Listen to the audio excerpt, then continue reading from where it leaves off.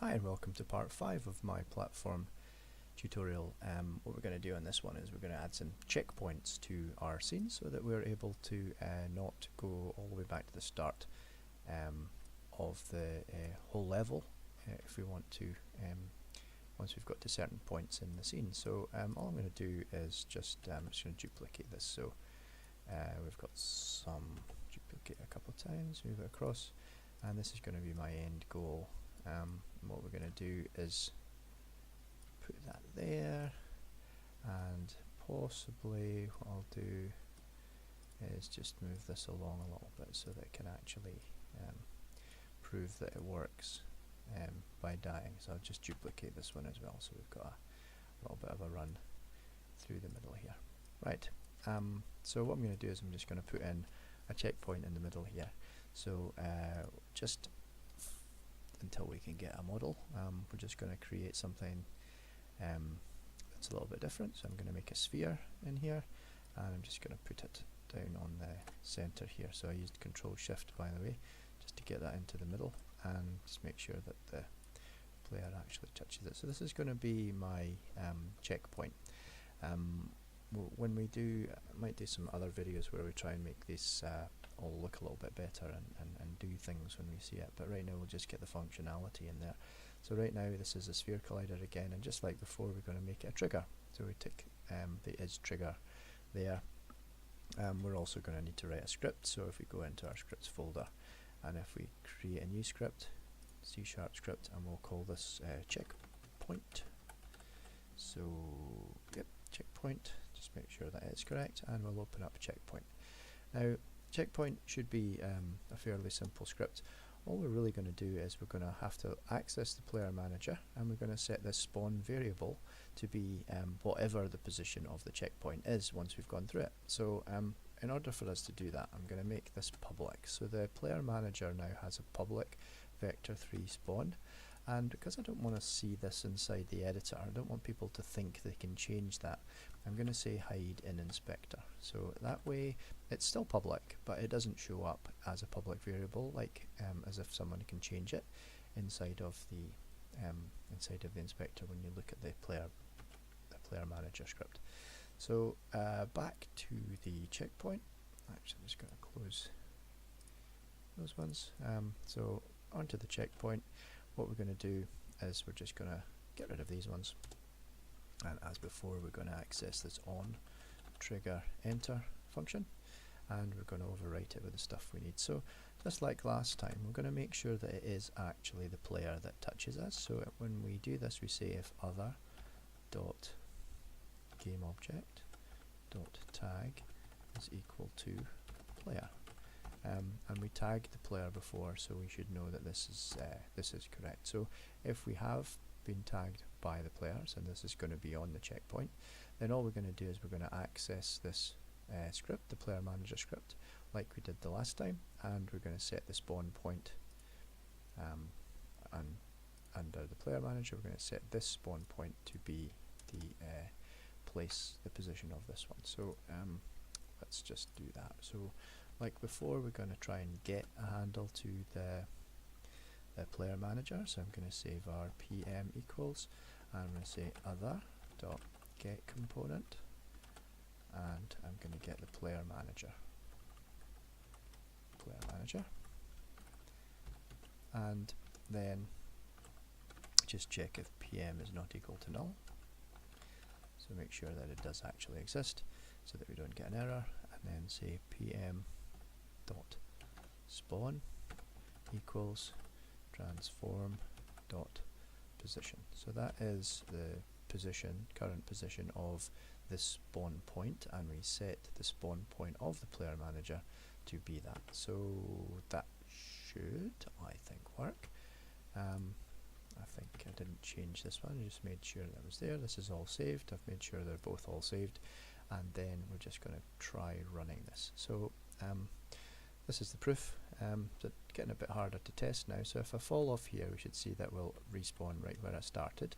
So this time if I spawn, we should have triggered this one, so if I die I should have ended up going back to this position. So why did that not work? another very much a schoolboy error here. So we've got the sphere collider on, but I didn't put the checkpoint script on. That makes a big difference. So let's just test that one more time. So once again, we should definitely die and appear back there. Now when we trigger this one, when we die, we should appear back by the spawn point. So we've now got our checkpoints. So let's make sure that the checkpoint is called correctly. So it's currently just called sphere. I'm going to call this checkpoint, and I'm going to add this to our prefabs so that we've got everything that we need to make the scene. Now obviously these meshes are rubbish, and you could make a whole game with this, but I would expect that you could make that a bit better. So we've been going for 5 minutes, so what I might do is very quickly just create a very simple menu. So let's get started on that. So the menu is just going to be a very simple scene that we're going to put at the start of our layouts. So if I want to just create myself a new scene, I'm going to say create a new scene. We're going to call this menu, and then we'll just open up menu and currently save that one. So the menu just has the standard main camera and directional light. What we're going to do is we're going to jump into the 2D view here, and inside my scene I'm just going to create some UI. I'm going to create a button. Now the button, if I want to see the button, I need to double click this and move back. And I'm going to use a standard button rather than the TextMesh Pro one. You probably should use the TextMesh Pro one, but we'll just go with this because we just want to work on the functionality and we can get it looking better.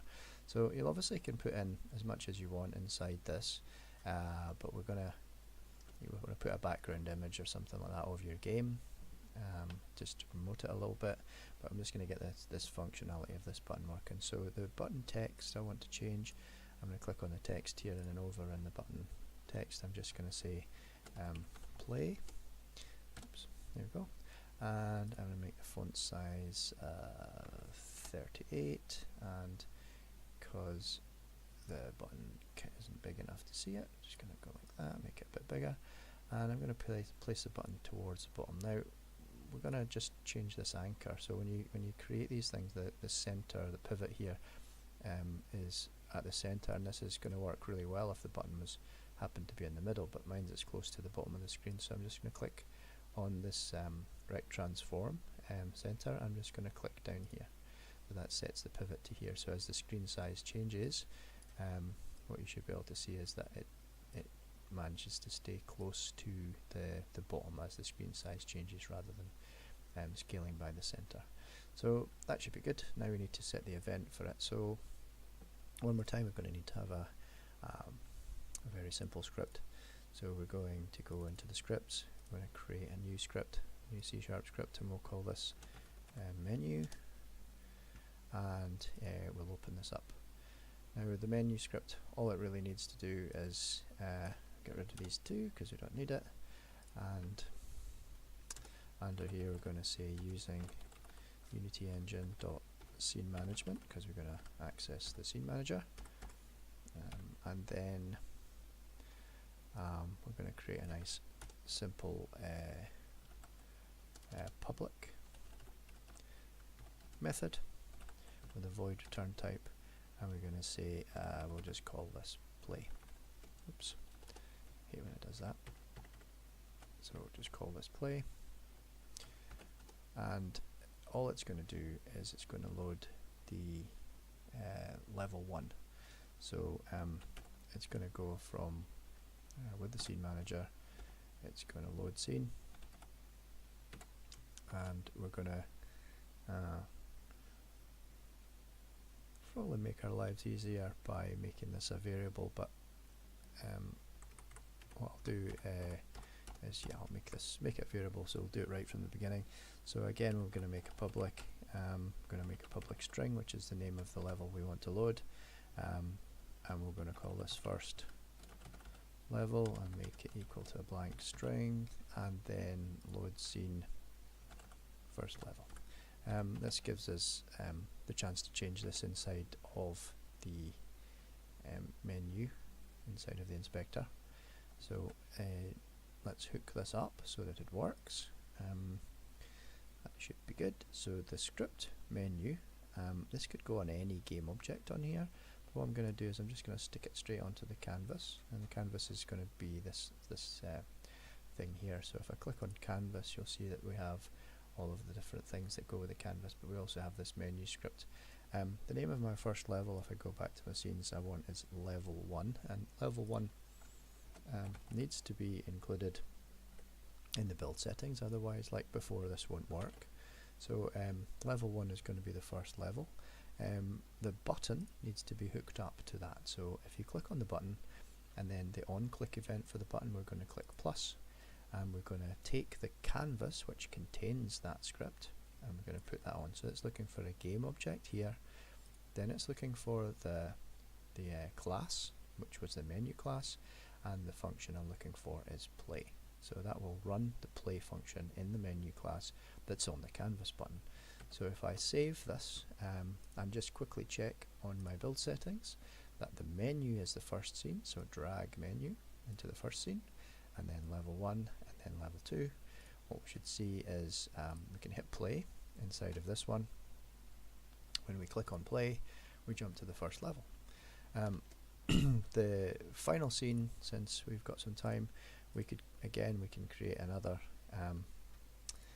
we can duplicate this one, Control D, which will duplicate, and then we're going to call this end game, and this is a complete duplicate of the other one. I'm going to change this button text to say play again, so that we can see the difference.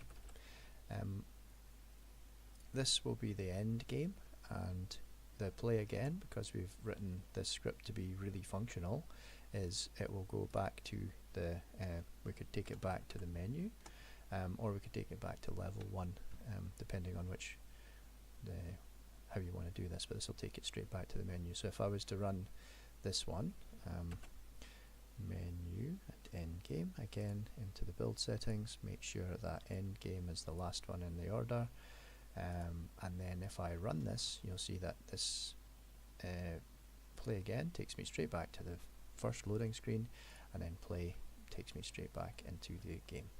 So we've got pretty much all the functionality that we need. We've got some checkpoints in here, we've got a thing that we can win, we've got multiple levels that we can add, we've got all the prefabs set up ready to go.